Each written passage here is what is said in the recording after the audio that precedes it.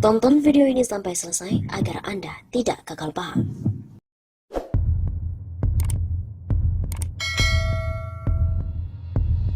COVID-19 dinilai sedang melakukan proses kudeta terhadap semua kekuasaan. Merebaknya wabah virus corona baru atau COVID-19 di Indonesia tidak pernah disangka-sangka atau bahkan diinginkan oleh seluruh masyarakat Indonesia. Awalnya memang tidak pernah diungkit, tapi ketika sudah mencapai 172 orang yang positif terjangkit, barulah negara kocar-kacir menanganinya. Hal itu bisa dilihat dari beberapa upaya yang telah dilakukan pemerintah sejak sebelum ada kasus positif dan ketika kasus pertama corona diumumkan. Dan sampai dengan hari ini, yang boleh dikatakan berputar 180 derajat dari kesan santai dan juga abai. Mungkin bukan hanya Indonesia yang mengalami hal ini. Negara-negara lain juga pasti panik dan kaget melihat wabah virus ini bisa menjadi pandemik dunia. Namun, menurut pengamat dari pakar hukum tata negara Irman Putra Sidin, negara dan pemerintah tidak boleh minder atau bahkan takut menghadapi virus asal Wuhan, Cina ini. Kita tahu, negara dimanapun begitu berani, bahkan terkadang begitu lantang atas nama hukum dan konstitusi, melakukan tindakan represif terhadap warga negara yang mungkin hanya melakukan protes atas kebijakannya. Begitu kata Irman Putra Sidin dalam sebuah video berjudul "Kekuasaan Sedang Dikudeta" yang diupload di akun YouTube-nya pada hari Rabu 18 Maret yang lalu. Oleh karena itu, mantan pengacara konstitusional pertama Lembaga Kepresidenan RI ini berharap kepada pemerintah untuk bersama-sama menanggulangi wabah ini. Yang pasti, COVID-19 sedang tidak memprotes kebijakan negara. COVID-19 saat ini sedang melakukan proses kudeta ke semua kekuasaan yang sah yang dimiliki oleh negara, termasuk umat manusia di dalamnya. Oleh karenanya kita butuh pemimpin negara dengan segala otoritas hukum dan pemerintahan yang sudah kita berikan begitu besar untuk memberikan spirit kepada kita. Begitu tambahnya.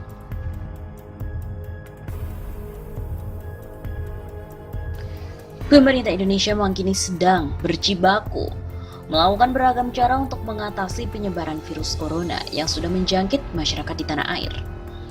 Presiden Joko Widodo bahkan telah memberikan arahan baru untuk penanganan virus yang pertama kali mencuat di Wuhan, Cina ini. Mulai dari instruksi rapid test massal, penyetopan ekspor alat kesehatan, pelibatan tokoh agama hingga pemberian insentif bagi para tenaga medis. Diketahui per Kamis 19 Maret kemarin, jumlah pasien positif corona sudah mencapai 309 orang. 15 orang dinyatakan sembuh dan 25 orang meninggal dunia. Melihat ras pemerintah saat ini, aktivis Natalius Pigai pun turut bersuara. Mantan komisioner Komnas HAM ini juga bahkan berujar, sempat memperingatkan pemerintah soal bahaya virus corona sebelum menyebar seperti saat ini. Tekanan bertubi-tubi dari internasional. Saya juga sempat kritik keras. Kenapa diam saat itu? Bahkan menyembunyikan info tentang corona. Sekarang pun sudah terlambat. Begitu kata Natalius di akun Twitternya pada hari Kamis 19 Maret kemarin. Keterlambatan itu bukan tanpa alasan. Saat ini menurut Pigai, virus tak hanya menyerang masyarakat melainkan sudah menyentuh ke sektor ekonomi. Dolar sudah mencapai 16.000 dan ada dua masalah besar yaitu virus corona dan juga ekonomi. Kita saksikan seperti itu.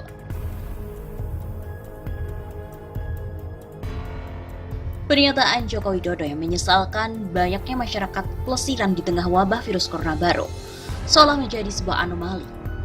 Pasalnya di satu sisi pemerintah tengah menggairahkan pariwisata dengan memberikan insentif diskon tiket pesawat. Direktur Eksekutif Indonesia Political Opinion (IPO) Deddy Kurniasyah meminta Joko Widodo dan Menteri Pariwisata Wisnu Tama memperbaiki gaya komunikasi. Jangan sampai ada lagi blunder yang justru terkesan menyalahkan masyarakat. Sebab hal itu akan menambah kepercayaan masyarakat terhadap pemerintah itu semakin menurun. Semakin terlihat buruk komunikasi Presiden, sekaligus menandai tidak sigapnya Menteri Pariwisata. Kondisi ini bisa mempengaruhi kepercayaan publik pada pemerintah, terutama soal tata kelola pemerintahan. Menurutnya, Jokowi harus memikirkan lebih matang perencanaan dalam mencegah sebaran wabah COVID-19. Pemerintah tidak boleh asal ngomong tanpa memikirkan efek dari apa yang telah disampaikan pada publik. Pengamat politik jebolan Universitas Telkom ini juga lantas menyinggung soal slogan Jokowi yang kerja, kerja, kerja. Baginya slogan itu akan menjadi berbahaya seperti saat ini jika tidak dibarengi dengan proses berpikir yang matang. Katanya Jokowi ini sangat lemah dalam perencanaan. Slogan kerja saja tanpa berpikir membuktikan negara ini dikelola dengan anomali.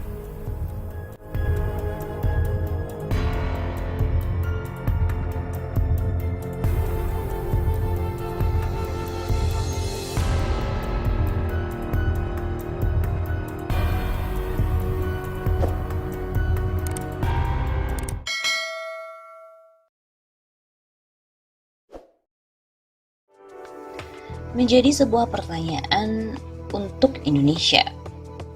Apakah bangsa kita ini sebenarnya sedang mengalami azab dari Allah akibat salah memilih pemimpin? Kepemimpinan berbasis kebohongan ini mengundang kemurkaan Allah. Azab itu berupa kezaliman dari penguasa pada semua level, yaitu memburuknya kondisi kehidupan masyarakat lapisan bawah, rusaknya persatuan, konflik sesama umat Islam, terpuruknya daya beli bersamaan dengan nilai rupiah yang double negatif.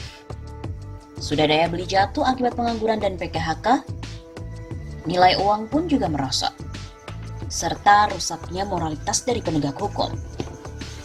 Semua ini adalah akibat kehadiran para pembohong di puncak-puncak kepemimpinan negara serta pemerintahan.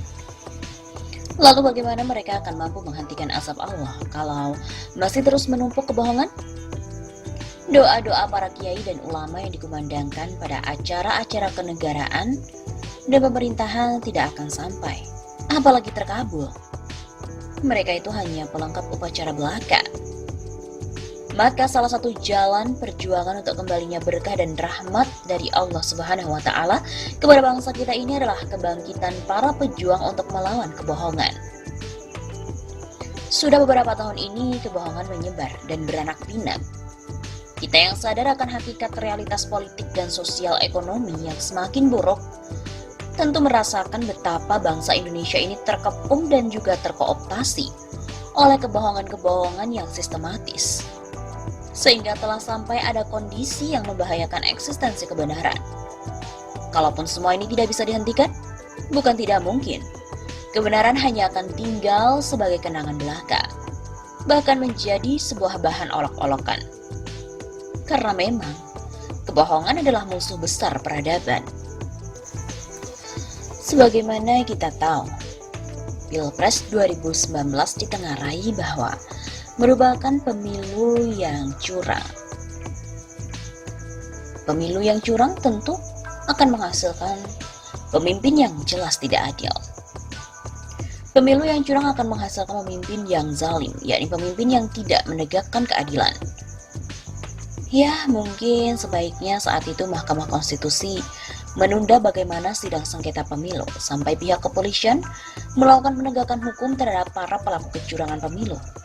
Karena rakyat biasa tentu tidak boleh menghakimi mereka sendiri ataupun melakukan penyelidikan dan penyidikan terhadap para pelaku kecurangan pemilu, seperti mungkin saat itu adanya kasus tercoblosnya surat suara, gembok kotak suara yang mudah terbuka hanya karena pemindahan, perampasan formulir C1 dan juga kasus-kasus lainnya.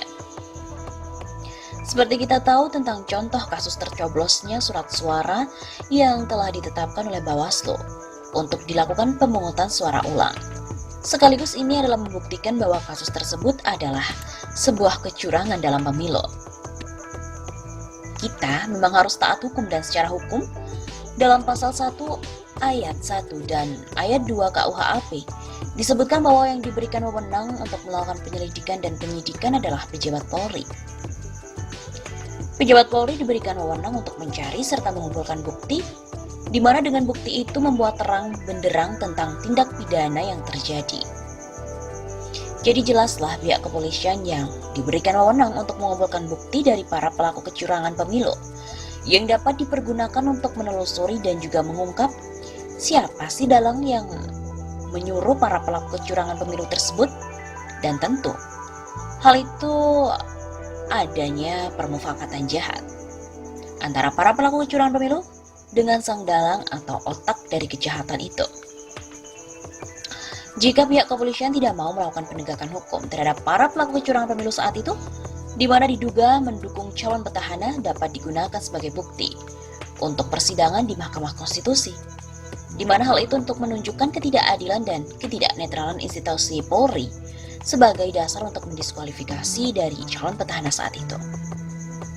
Ketidakadilan dan ketidaknetralan tentu akan menimbulkan ketidakpercayaan dan juga kebencian dari rakyat terhadap institusi Polri. Begitu pula pada kenyataannya Mahkamah Konstitusi maupun Bawaslu pun tidak bertugas untuk mereka menelusuri dugaan kecurangan pemilu itu.